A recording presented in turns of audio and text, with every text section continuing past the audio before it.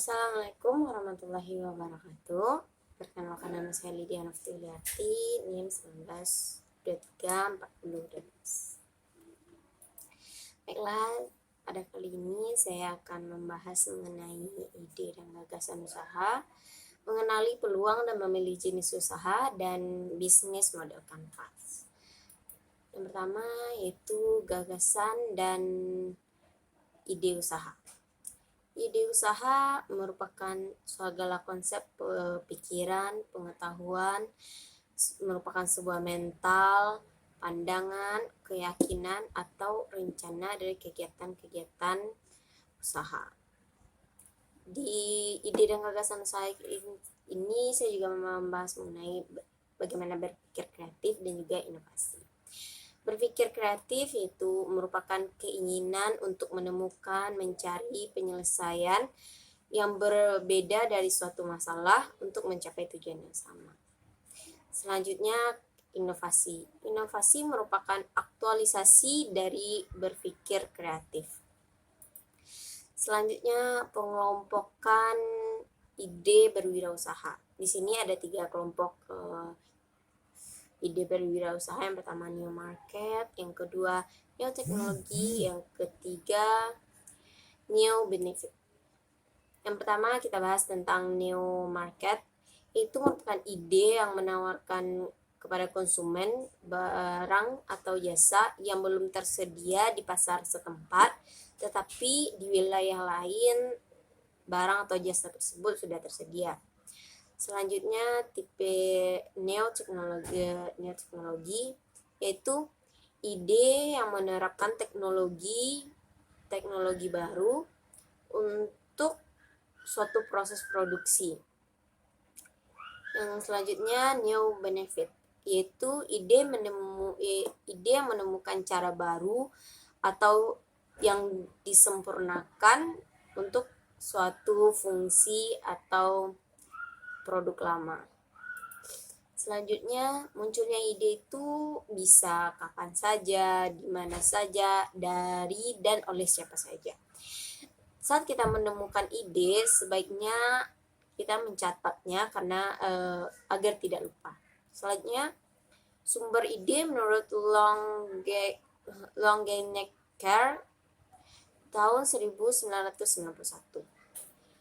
Menurut dia ada 4 sumber ide. Yang pertama pengalaman pribadi, hobi, setelah itu temuan yang kebetulan atau secara tiba-tiba, dan yang terakhir itu penelitian. Menurut Douglas ada 37 sumber ide. Yang pertama buku, telepon, koran, majalah, jurnal, perpustakaan, bank, distributor, angkutan, teman, agen real estate, pesaing, hobi, perjalanan, kursus, seminar, produk, franchise, peraturan pemerintah, dan lain-lain sebagainya yang ada di lingkungan. Selanjutnya, menurut Sorsasono, sumber ide itu ada 3. Yang pertama dari segi informasi, dari segi ilmu pengetahuan, dan dari segi adanya tuntutan. Dari segi informasi ini bisa dari orang lain, membaca, melihat, mendengar, dan lain sebagainya. Selanjutnya dari ilmu pengetahuan itu ada pendidikan, pelatihan, dan dari adanya tuntutan yaitu permintaan, kebutuhan, dan lain-lain sebagainya. Selanjutnya teknik untuk mendapatkan ide. Teknik untuk mendapatkan ide ini dikelompokkan menjadi 9. Yang pertama yaitu tukar pikiran dengan cara diskusi kelompok, rapat. Selanjutnya yang nomor 2 berandai-andai, yaitu kita berandai mengubah mimpi menjadi suatu kenyataan. Yang pertama mimpi untuk memperoleh uang, mimpi menjadi bos, menjadi orang yang dihormati dan disegani, dan meningkatkan kepuasan hidup. Selanjutnya kawin silang. Yang nomor 3 itu kawin silang. Maksud kawin silang di sini yaitu pencarian pribadi yang memiliki ilmu pengetahuan, pekerjaan, pengalaman, dan ide yang berbeda dari yang kita miliki untuk membuat peluang pertukaran pikiran. Selanjutnya keingintahuan. Keingintahuan ini Yang pertama itu mengembangkan rasa ingin tahu kita, membuat sesuatu berdasarkan rasa ingin tahu, dan periksa apa saja yang sudah kita kerjakan. Yang kelima, pendekatan tidak langsung. Maksud pendekatan tidak langsung di sini itu diskusi kelompok, yaitu membahas sebagian ide yang akan kita kembangkan karena tidak memungkinkan membahasnya secara keseluruhan. Selanjutnya, diskusi kelompok di sini berguna pada saat kita menemukan jalan buntu dan harus mempertimbangkan pendekatan baru. Next, pendekatan ensiklopedia, yaitu melibatkan riset ekstensif. Semua informasi diakumulasi dan digolongkan dalam beberapa kategori, dinilai, dan itu tujuannya untuk memperoleh suatu ide. Yang ketujuh, komponen yang dimodifikasi. Ide baru yang dihasilkan dari modifikasi ide lama. Itu pilih produk atau jasa yang akan kita sempurnakan. Itu membuat daftar tentang semua bagian dengan sistematis dan memodifikasi sesuai dengan tujuan yang ingin kita capai. Yang kedelapan yaitu ada analisis sistematis. Analisis sistematis maksudnya di sini yaitu menemukan kombinasi yang memungkinkan untuk memecahkan masalah. Yang pertama yang harus kita lakukan itu adalah temukan masalahnya. Yang kedua, tentukan dan buat semua variabelnya. Yang ketiga, buat cara melakukan pemecahan masalah di setiap variabelnya. Dan yang keempat, gunting setiap variabel dan pemecahan masalahnya masing-masing. Yang terakhir itu campurkan pasangan setiap variabel dan pemecahan masalah. Yang terakhir itu dengan meditasi. Yang nomor 9, meditasi itu relaksasi mental untuk meningkatkan keyakinan diri kita, untuk memusatkan diri kita terhadap cita-cita, dan untuk merangsang ide, untuk mempersiapkan mental kita, dan untuk menciptakan daya inovatif.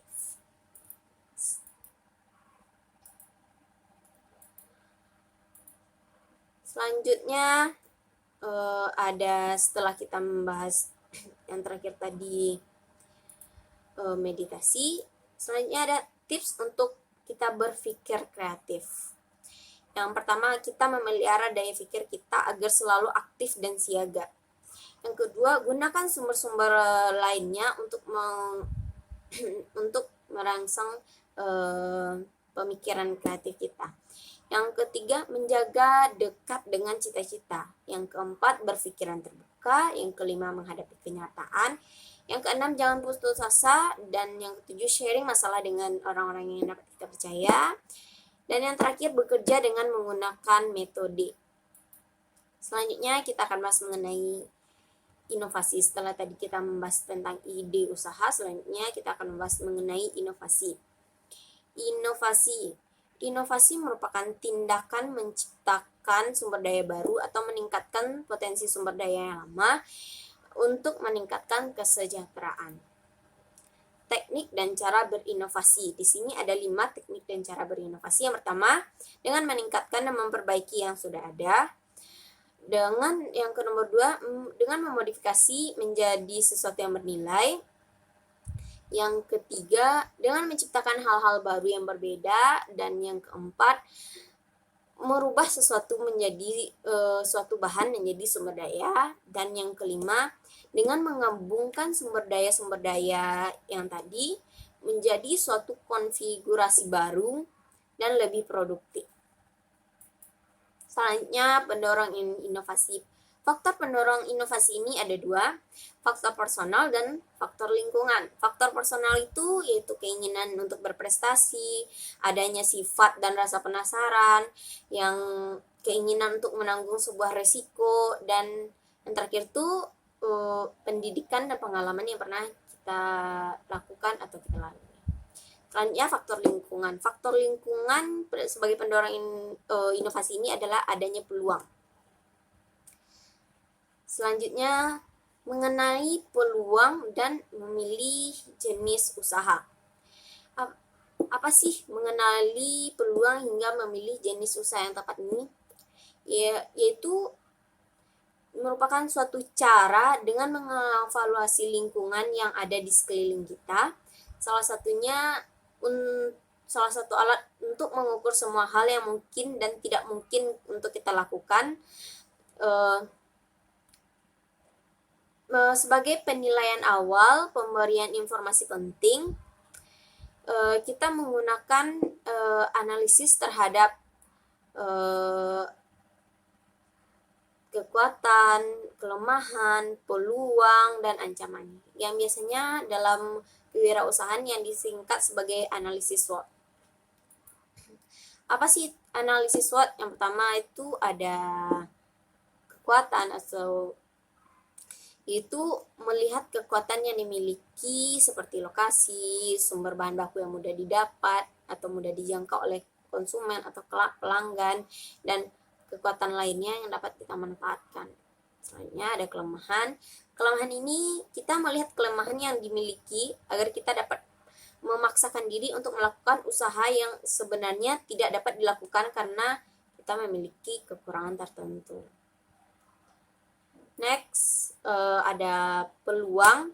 Peluang itu bagaimana kita melihat peluang yang dapat kita manfaatkan dan memberikan keuntungan bagi kita sebagai wirausaha. Yang terakhir itu ancaman.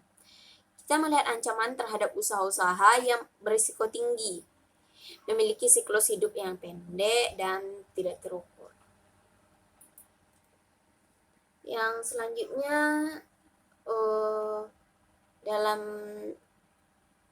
dalam hal langkah untuk mengenali dan memilih peluang usaha ini, itu kita harus mengenali kebutuhan pasar, mengembangkan produk yang telah dipasarkan. Yang kedua, memadukan bisnis-bisnis yang ada, mengenali kecenderungan atau tren yang terjadi pada saat itu. Yang selanjutnya, mengawasi segala kemungkinan yang awalnya terlihat sepele dan yang ternyata setelah ditekuni dapat menjadi bisnis yang sangat-sangat luar biasa. Dan yang terakhir, menggunakan asumsi-asumsi yang baru atau tidak baku. Selanjutnya, beberapa langkah untuk mengenali dan memilih peluang usaha bisnis yang tepat. Yang pertama, tentukan tujuan pasar yang hendak kita capai. Yang kedua, buat daftar ide atau usaha. Yang ketiga, nilai kemampuan diri kita secara pribadi. Yang keempat, pilih kriteria usaha yang akan kita lakukan. Yang kelima, membandingkan dan dapatkan saran dari segala pengusaha yang ada yang kita kenal, dari konsultan, dari guru atau dari teman-teman kita yang telah berwirausaha. Selanjutnya, nilai keadaan bisnis yang saat ini terjadi dan anggarkan juga untuk di masa yang akan datang dengan melalui riset. Selanjutnya, tetapkan pilihan dalam membangun suatu usaha. Yang selanjutnya, cara mengenali peluang usaha. Cara mengenali peluang usaha yang pertama itu manfaatkan internet dan media elektronik lainnya sebagai sumber informasi, membaca buku dan referensi bisnis. Selanjutnya, ikuti kegiatan seminar usaha, aktif bergabung di komunitas bisnis, datang ke pameran kewirausahaan, mengobrol dengan para pelaku usaha, kunjungi pusat-pusat bisnis, dan mengamati lingkungan sekitar. Itu merupakan cara menggali peluang usaha. Yang selanjutnya, kita akan bahas mengenai bisnis. Bisnis pada prinsipnya didasarkan pada strategi bisnis, dan berbagai topik yang terkait dengan strategi bisnis, namun belum ada kesepakatan definisi yang sama tentang yang dimaksud dengan model bisnis. Mendefinisikan model bisnis sebagai metode yang digunakan untuk perusahaan untuk menghasilkan uang di lingkungan bisnis di mana perusahaan beroperasi. Itu merupakan pengertian model bisnis menurut Wieland and Hanger tahun 2010. Selanjutnya, Bisnis model kanvas. Apa sih bisnis model kanvas? Bisnis model kanvas merupakan kerangka kerja yang dikenal banyak untuk mendefinisikan model bisnis startup.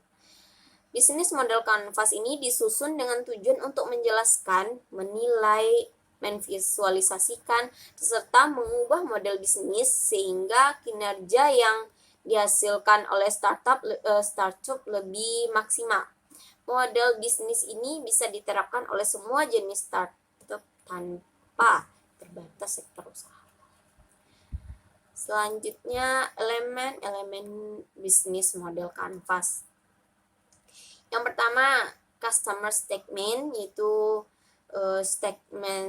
segmentasi dari konsumen. Yang kedua, value proposition, yaitu proposisi nilai dari konsumen. Selanjutnya ada channels, revenue trends, key resource, customer relationship, key activity, key partnership, and yang the last, cost structure atau struktur biaya. Baiklah, sekian dari pembahasan kita kali ini. Terima kasih telah menyaksikan. Saya Lydia pamit undur diri. Assalamualaikum warahmatullahi wabarakatuh.